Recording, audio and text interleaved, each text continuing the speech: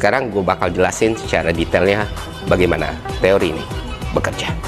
Oke, pertama kita pahamin dulu apa itu algoritma, teman-teman. Ini basis algoritma nih. Apapun algoritma yang kalian pelajari di media sosial, ini basisnya. Artinya apa? Algoritma itu satu, dia nggak pernah netral. Kedua, dia selalu mencari konten yang dia anggap potensial. Ketiga, machine learning dari algoritma itu bentuknya bukan fix, tapi prediktif. Jadi setiap video yang kita buat dimanapun di media sosial itu selalu di rank. Apakah akan dinaikin atau tidak? Apakah akan di up atau tidak? Apakah akan dimunculkan atau tidak? Selama algoritma menghitung dengan beberapa unsur dan beberapa model, dan menurut dia video ini akan sangat potensial menghasilkan view yang lebih tinggi dan dikali lipat dan compounding dan looping, maka video itu akan terus di up oleh algoritma. Di sini setelah perkembangan dari teori ini, S ini skor, sigma kalian tau lah, N indeks plus 1, performa sama model videonya. Kita masuk pertama itu candidate generationnya. Jadi persamaannya seperti yang teman-teman lihat, P, V, U, E, U, T, V per sigma ini masuk ke persamaan ini.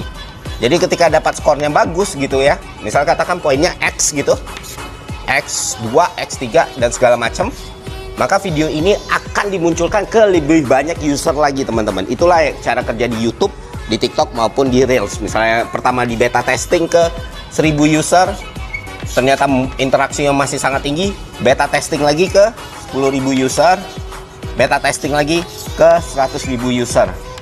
Akhirnya setelah dibuat model seperti itu, dia bikin ranknya yang tadi kita masukin, dibikin skornya, akhirnya dinaikin. Salah satu faktor penentu dari WI dan FI ini adalah CNN untuk deteksi muka, OCR untuk ekstraksi teks ataupun identifikasi lain dari sebuah konten. Makanya kalau lu lihat ketika lu misalnya ngeklip video gua, walaupun lu nggak nulis nama gua, video itu tetap naik karena algoritma udah mendeteksi nih, ini muka punya pattern yang sama dengan video yang naik sebelumnya.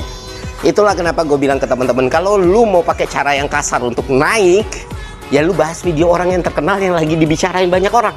Itulah kenapa mereka yang nge-stage Timothy misalnya, atau mereka yang nge-up video Dr. Tirta misalnya, itu peluang mereka untuk naik jauh lebih.